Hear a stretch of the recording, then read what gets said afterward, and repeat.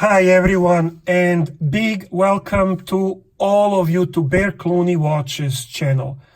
Especially warm welcome to the new viewers with humble invitation to subscribe to Genuine Watch Enthusiast channel without hidden agenda. As you can see in today's video, we are starting straight away from Bear Clooney Watches studio. In a very similar fashion to my previous video in which I compared and discussed the two versions of the new Rolex Cosmograph Daytonas with black dial and white dial. Today we have next to each other previous and newer version of the BLNR in original Batman right here, reference 116710 BLNR, and the newer version of the watch, which is reference 126710 BLNR. These are two beautiful timepieces, and I think I want to start with perfect illustration to philosophy of Rolex as a company. Evolution, not revolution. The changes are always small, minute in a certain ways, but progressing on a consistent basis, trying to improve their pieces through the time, yet keeping significant portion of the heritage in them, which is so important to every single Rolex timepiece. These two watches are truly in demand for the right reasons. They're beautiful, and they are very functional, they are of the highest quality, and they have a fantastic heritage. You see, this version, which is the so-called original Batman, was introduced in 2013 in the Basel world, and it represents such a historical move when it comes to Rolex and GMT-Master tools. This was the first time that Rolex has introduced ceramic bezel in two colors, blue and black. And it truly spoke the language of the ancestors, predecessors of this watch, all the way from 1950s. Rolex were the first watchmakers in the world to produce bicolor one-piece dial in ceramic. So for its 5 years of production, the watch has always been difficult to acquire in a store, with really long waiting lists across the globe. And then the rumors of the reference being discontinued, which started around September 2018, created a quite demand for it and increased the market prices. What happened then? The new version came on the market, and this was in March 2019.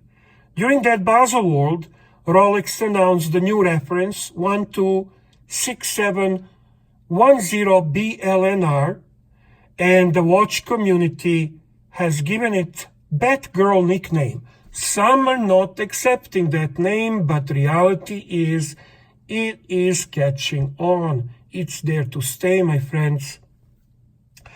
So initial comment was, what happened? Those are same watches. Like, what is Rolex doing?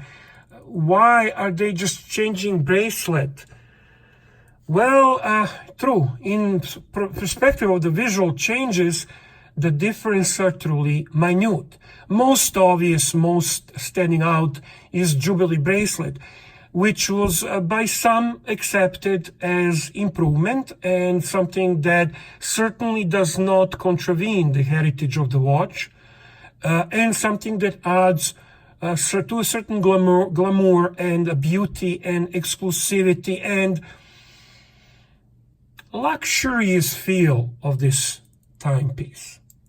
There were those who were simply saying, hey, it's ultimately the tool watch, and the oyster oyster bracelet is just the appropriate bracelet for this watch. It makes no sense to put a Jubilee bracelet. Yet what I have seen is two watches with different bracelet, but also different feel, regardless of similarities between them. And I really wanted to have both of them, even though someone who is not really familiar with the depth of the differences would say, well, it's kind of stupid, it's kind of crazy. They are ultimately same watches.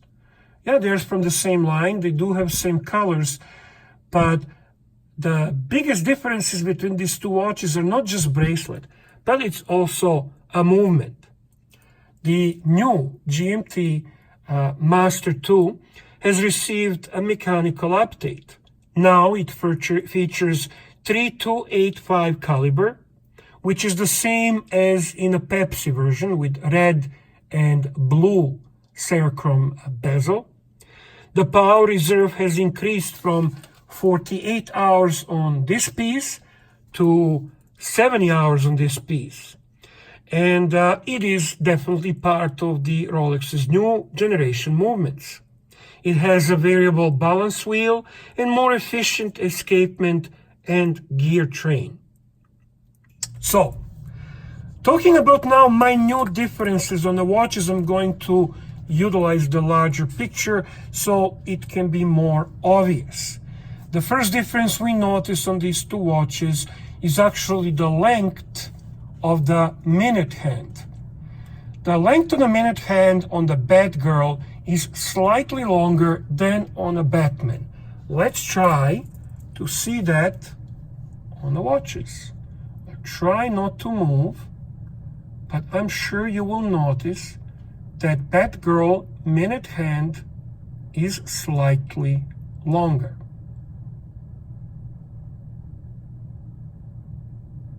Do you see it? I do. The next difference, which you will notice on these two watches, is the crown on the bottom in between Swiss made.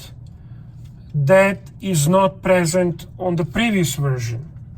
Let's take a look. Let's try to see it on the watches themselves.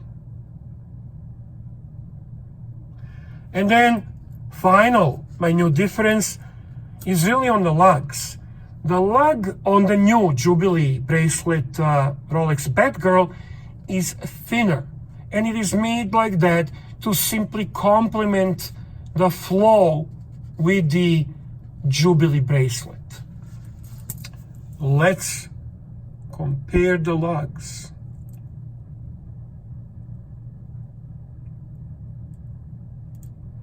Little bit thinner. So, the Rolex Jubilee bracelet Batgirl is a slightly more elegant watch with the new movement, with a different bracelet, with slightly longer minute hand, with the crown between Swiss made. Is that enough to like the watch more or to like the watch less? When it comes to my personal affinity to one or the other, I tend to prefer the tool aspect of this watch, and I do tend to agree that my preference would be the oyster bracelet. I think that this watch is just more tooly, and even though I appreciate the elegance and luxury appeal of the Batgirl, I feel more comfortable or more relevant or more related to the previous version of this watch. And being that I simply don't see Rolex as a brand that ever had any issues with the movement, and it produces very dependable, very competent, very high quality movements, I don't think that this movement is that inferior toward the new one. Obviously, the new one is achieving certain benchmarks on a higher level, and it is a new and improved movement. But the deficiencies or lacking of the previous movement are not that strong or that important that will make me dislike this watch in comparison to the new version. So there you go. This is my point of view when it comes to these two beautiful watches. And oh my God, again I have the crown out. You know what? I try to synchronize watches before I shoot the video as respect to you all, so that overall aesthetic of the approach of the watches is best possible. And then I forget to tie the crown in. Never forget that. It protects your watch from the water, it protects your watch from the dust. It is a huge advantage on oyster case, which is so important to Rolex brand. And to wrap up this video, on these two watches, you really won't make a mistake either way. Both of them are superior in their own ways. I think it comes truly to what speaks to you aesthetically more. I love them both, and this is why they're both part of my collection. I spoke about how I feel, I pointed to you the differences on them, and in the end, I just can say one thing. All the best to all of you from Bear Clooney, and have a great one.